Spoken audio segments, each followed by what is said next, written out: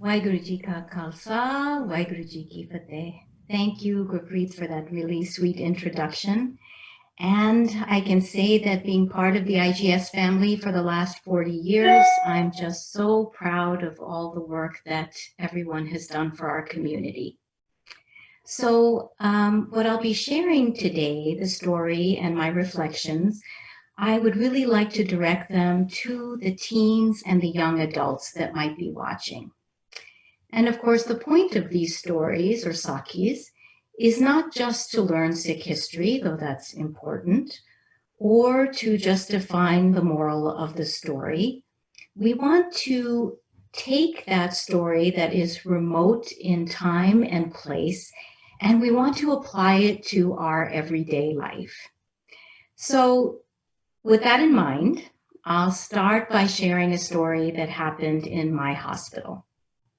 So as you heard, I'm a pediatrician. And one day I walked into our pediatric intensive care unit. This is about a dozen years ago now. And I saw a group of doctors, nurses, and other people in a group discussing a patient in a very heated manner, some of them looking quite upset. So I went over to find out who they were talking about and learned that it was a little girl in room 212, about 6 years old. And I said, "Is this child not doing well?" And someone said, "No, actually, she came in very sick in septic shock, but she's turned the corner and she's stabilized. It's her parents."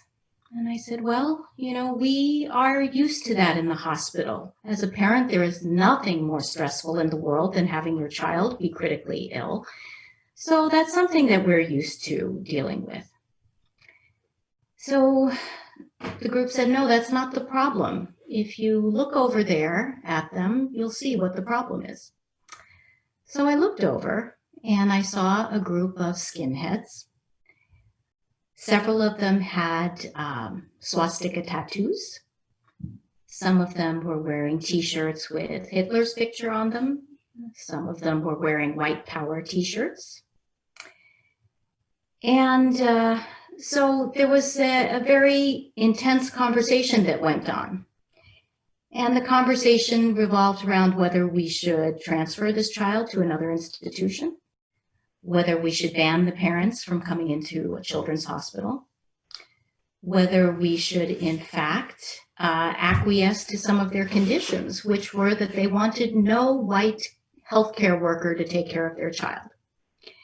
And of course, in our hospital, as in many others, more than half of the healthcare workers are, in fact, non-white, either brown, black, Asian, Hispanic. So this was difficult because the people that were taking care of this child were also feeling very intimidated and threatened. And meanwhile, as we were working some of these issues out, this child was very sick and needed to be taken care of. So with that background in mind, I'd like to talk about Bhai Kanhaiya Ji. So I'm going to share my screen now because I realized that as we all know the story, I, for one, did not know much about his background.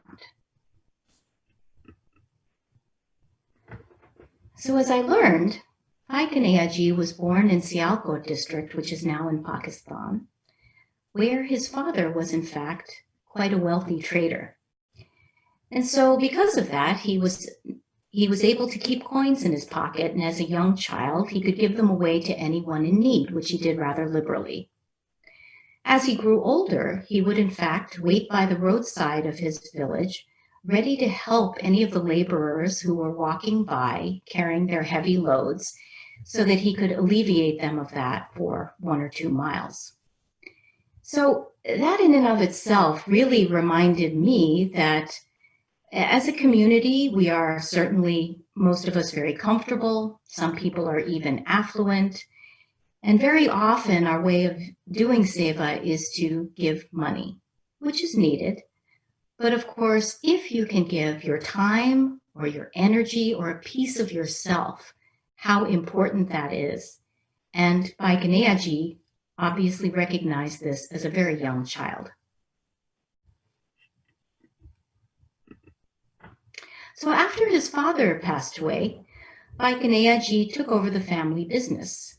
And while in his trade one day, he came across a devotee of Sri Guru Tegh Bahadur Ji, who was called Bhai Kanhaiya Ji.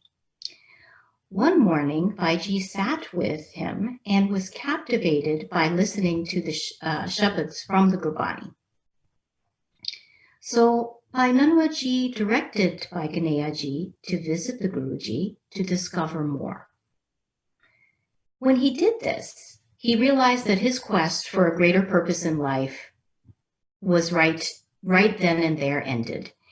He understood what he needed to do. So he embraced Saakhi, and then he remained with Guruji to serve the Sangat. So Bhai Kanhaiya Ji became the designated water carrier for Guruji and also did seva in the langar.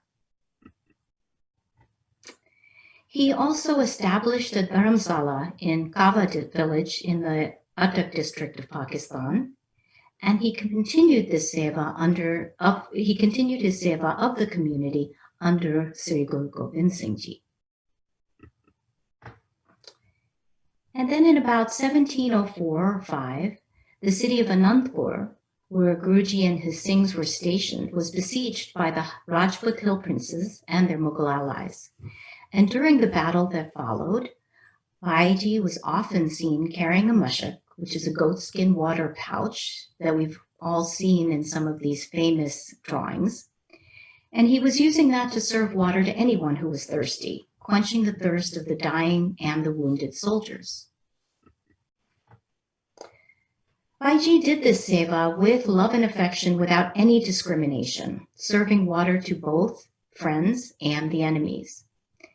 And so his acts of compassion towards the enemy soldiers was not always looked upon, though, favorably by his fellow Sikhs, some of his fellow Sikhs at least, who complained about these actions to the Guruji.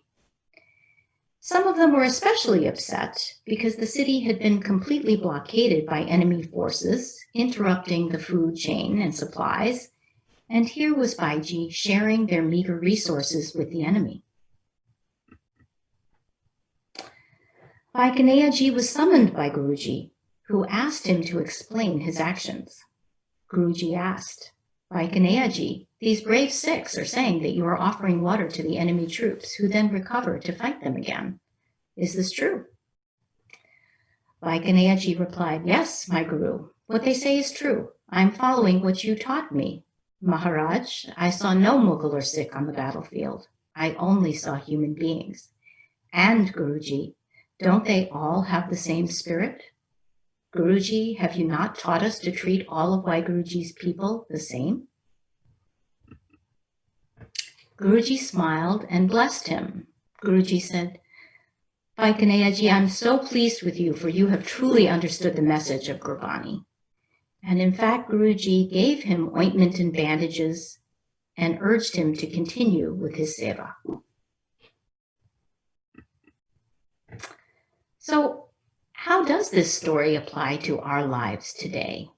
What does seva mean? And I think that most of you all know that we think of seva as selfless service, that we're going to perform without discrimination. But I want to take a little bit of a deeper dive into that and think about where we start to do seva as young children. So all of you probably started doing your seva in the comfort of the Gurdwara, in a very safe zone. You learn to distribute napkins, prasad, things like that.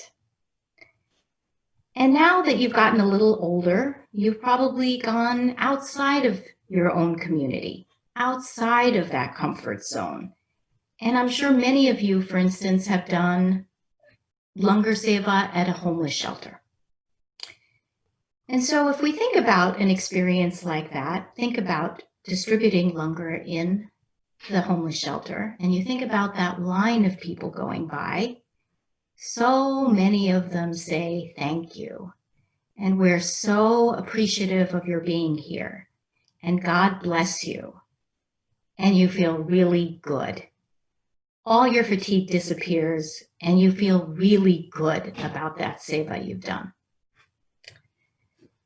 And some of them don't say anything. And I think we're okay with that. We know that, in fact, they may not be able to express their appreciation, and that's okay.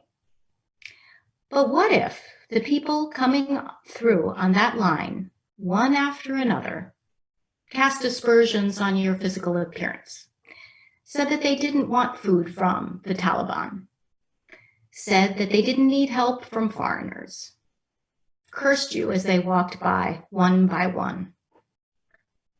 Would you be able to go back there to do that seva next week? It would be hard. And what if we took it one step further and went even further out of our comfort zone? What if we did like some of the Khalsa Aid and other groups do? Go to a war-torn area of the world such as Syria, where really their Langar Seva has no benefit to anyone in the Sikh community. But not only that, they are at great physical and personal harm themselves. So at any given time, those people may be under siege from any of the factions that are there that may be considering them the enemy. So in harm's way in many different ways. So just as we say that Sikhi in general is an individual, personal, spiritual journey, our evolution as we learn about seva is also an ongoing process. And it involves certainly subduing our own ego and erasing our self-interest. And we're doing that in service to Waheguruji. So in fact, I would say that all faiths advocate and perform some kind of community service, but often with some return in mind. Either maybe they would like to convert some of those that they're serving, or they're hoping for a heavenly abode for their service, something that they're thinking of getting in return. But in my mind, what distinguishes the concept of seva and Sikhi is that there is no expectation of return.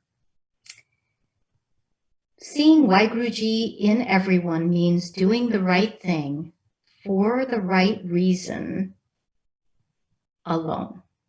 That's it. This is hard. And this is why I find Bhai Kanhaiya Ji's story so inspiring and compelling, because it is truly seva for seva's sake. So, back to the pediatric ICU. What did we do? Well, as I mentioned, there was quite a bit of intense discussion. We did not transfer that child to another hospital, because that would not have been in the best interest of her health. We did not ban the parents either, because it would have been very frightening for a 6-year-old to be in the ICU by herself. We did ask the parents, though, if they were going to be there, to cover up all of their hate messages, wear clothing over those tattoos and t-shirts, and we absolutely forbid them from delivering any hate speech while they were there in the hospital. And we did not acquiesce to their request or their demand to have only white caretakers for their child. But for those people that were in that room, it was difficult, very, very difficult. Fortunately, that little girl got better and she went home. And we can only hope that she will grow up with a different mindset than those of her parents. So that is my story today. I want to thank you for listening and thank the IGS group. Waheguruji ka Khalsa, Waheguruji ki Fateh.